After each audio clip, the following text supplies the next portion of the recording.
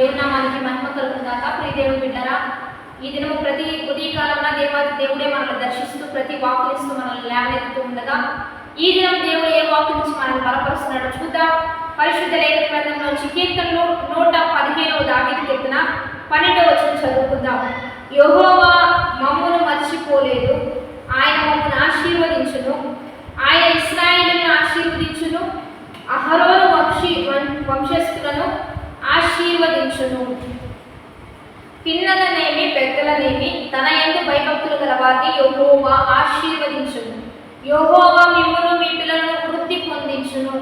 ఈరోజు దేవుడు బలమైన ఆశీర్వాదాన్ని మనకి ఇస్తున్నాడు. దీవెనకరమైన దినాన్ని మనం ప్రకటిస్తూ ఉన్నాడు. ఈ వాగ్దానాన్ని బట్టి మనం ధైర్యం తెచ్చుకోవాలి, ప్రోత్సాహం తెచ్చుకోవాలి. మనకంటూ మంచి దినములన్నీ ఉన్నాయి అని చెప్పి, మనకంటూ దేవుడు మంచి వాగ్దానాలు ఇచ్చాడు అని చెప్పి ఇక మనం ధైర్యం తెచ్చుకొని మన పనుల్లో, మన జీవితంలో విశ్వాసంతో మనం మంచి స్టెప్ తీసుకోవాలనే దేవుడి వాగ్దానాన్ని తెలియజేస్తూ ఉన్నాడు. దేవుని బిడ్డరా, దేవుడు ఏమని తెలియజేస్తున్నాడంటే, యెహోవా మనల్ని మర్చిపోయే దేవుడు కాదు, మమ్మల్ని మర్చిపోలేదు. ఆయన మనల్ని ఆశీర్వదించును, ఆయన ఇశ్రాయేలును ఆశీర్వదించును, అహరోను వంశస్థులను ఆశీర్వదించును.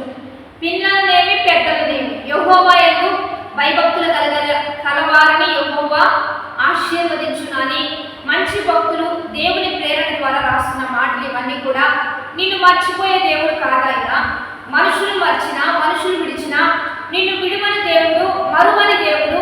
ఆయన ఎందుకు సజీవుడై లేచి ఇప్పటికీ మనతో ఉన్నాడు అంటే నిన్ను ఆశీర్వదించడానికే, నిన్ను లేవనెత్తడానికే, నిన్ను, నీ కుటుంబాన్ని, నీ బిడ్డల్ని కన్నుగా హెచ్చించడానికే. అందుకనే దీవెన అనేది వయసుతో నిమిత్తం లేదు, పరిస్థితులతో నిమిత్తం లేదు, స్థితిగతుల మీద ఆధారపడదు, ఈ చుట్టుప్రక్కల వారిని బట్టి ఆధారపడదు, నీ బలంలో, నీ జ్ఞానాల్లో, నీకున్న ఏ స్థితిని బట్టి ఆధారం లేదు. కానీ నీవు యెహోవా మీద ఆధారపడే దానిని బట్టి ఆధారపడి ఉంటుంది. అందుకని ఆయన ఎందుకు భయభక్తులు కలిగి జీవిస్తూ ఆయన వాగ్దానాలైనా, ఆయన ఆజ్ఞలైనా, ఆయన మాటలైనా లక్ష్యం ఉంచు చాలా ఆత్మీయంగా నడుస్తున్న నిన్ను దేవుడు దీవించిపోతున్నాడు, నిన్ను ఆశీర్వదించబోతున్నాడు. నిన్ను మర్చే దేవుడు కాదు. ఒక కాలం ఉంది, ఆ కాలంలో నువ్వు బహుగా ఫలించబోతున్నావు, బహుగా అభివృద్ధిలోనికి రాబోతున్నావు.